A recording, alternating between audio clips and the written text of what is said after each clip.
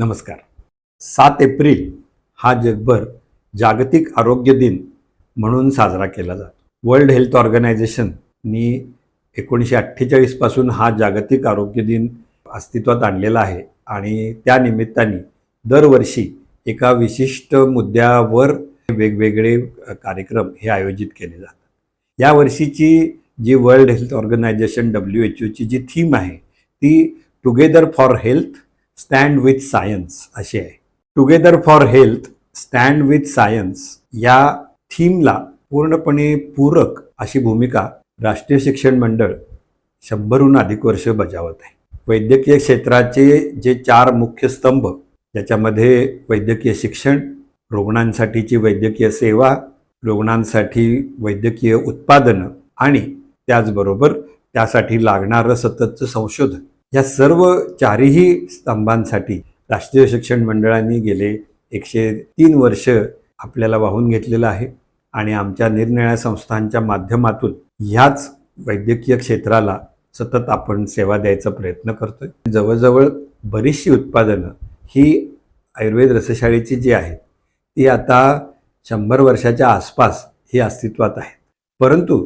stand with science but at the same time together for health ह्या दोन्हीही concept ज्या आहेत ह्या जर एकत्र आणायच्या असतील तर त्याच्यासाठी अधिकाधिक संशोधन होणं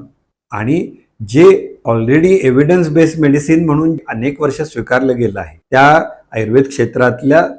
योग्य त्या द्रव्यांचा, योग्य त्या कल्पनांचा, योग्य त्या रसशास्त्रातल्या वेगवेगळ्या ज्या योजना आहेत त्याचा वापर करून दर्जेदार उत्पादनं निर्माण करणं हे जे आयुर्वेद रसशाळेचं वैशिष्ट्य आहे त्या माध्यमातून आपण सतत हा वसा जपूया आणि जास्तीत जास्त या ह्याच्यातून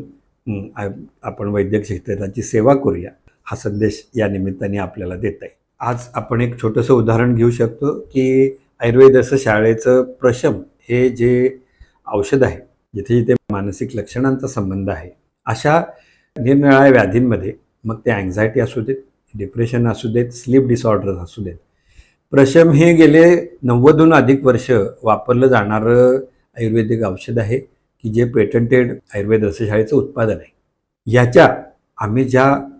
सध्या ज्या सायन्स बेस्ड ज्या क्लिनिकल ट्रायल्स घेतलेल्या आहेत याच्यावरचे जे रिसर्च पेपर्स आहेत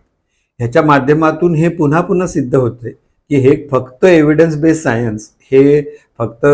वापरायचा शब्द नसून त्याचा खरोखर आजच्या आधुनिक तंत्रज्ञानाच्या संशोधनाच्या पूर्ण